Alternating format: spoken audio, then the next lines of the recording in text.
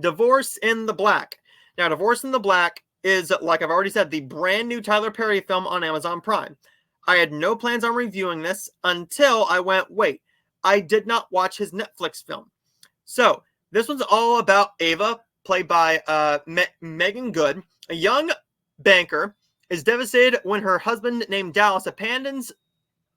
Let's try it one more time. When her husband Dallas abandons a marriage she is determined to fight for until fate intervenes, revealing his wicked deeds that has trashed their marriage and once upon a time sabotaged Ava's destiny to be loved by her true soulmate. Now, I will say this. This is a lot better than it has any business being. Okay?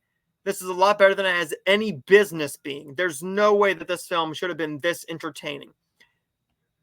So, Tyler Perry does deliver a good story with fantastic performances. I will say that this movie is listed at 2 hours and 23 minutes on Rotten Tomatoes and on Letterboxd. But in actuality, it's only 2 hours and 1 minute. However, the movie is 15 minutes too long and has a subplot involving the ex-husband's best friend having an affair from years ago that is brought up in a scene at his best friend's house party when his ex-wife, by the time his ex-wife Ava is there with her new love interest, he's there for some unknown reason. And while it's a well-written and very well-acted scene, it just felt unnecessary and made that 5-minute scene just feel overly long, and they don't expand upon that. Because after the fact, his best friend and his wife, who is Ava's best friend, have a little bit of a discussion about it. Like, hey, are we good? We talked about this. I told you when I did it, and you forgave me.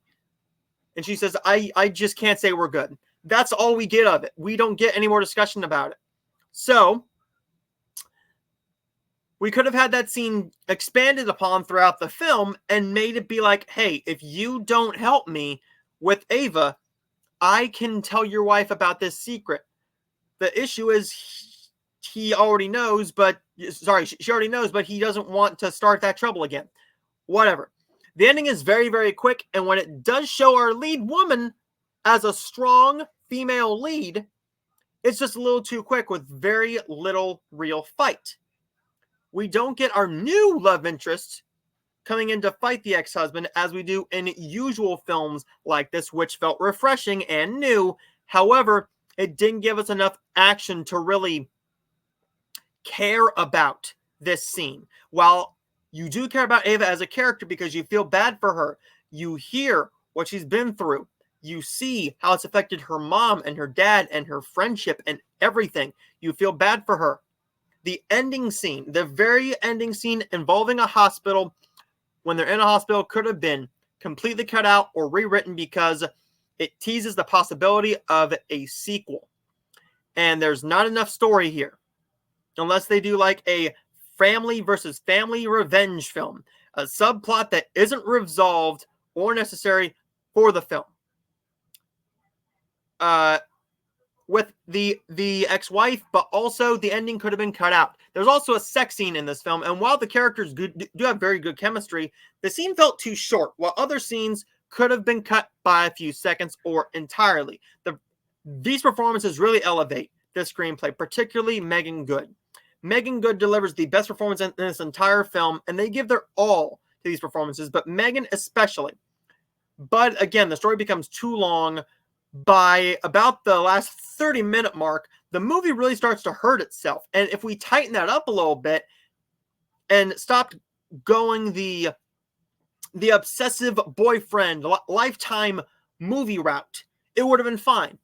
It would have been fine. However, Tyler Perry with this screenplay really overexpanded it. I mean, he expanded this to a 2-hour film that did not need to be 2 hours at all. This easily could have been a good hour 40, hour 45.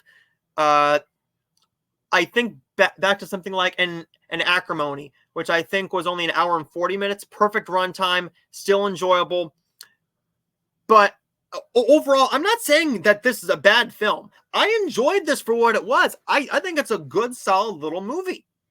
Not a bad film at all, but one that I'm not going to recommend unless you are a Tyler Perry fan, or if you're in for just a fun time with your friends and have a few drinks.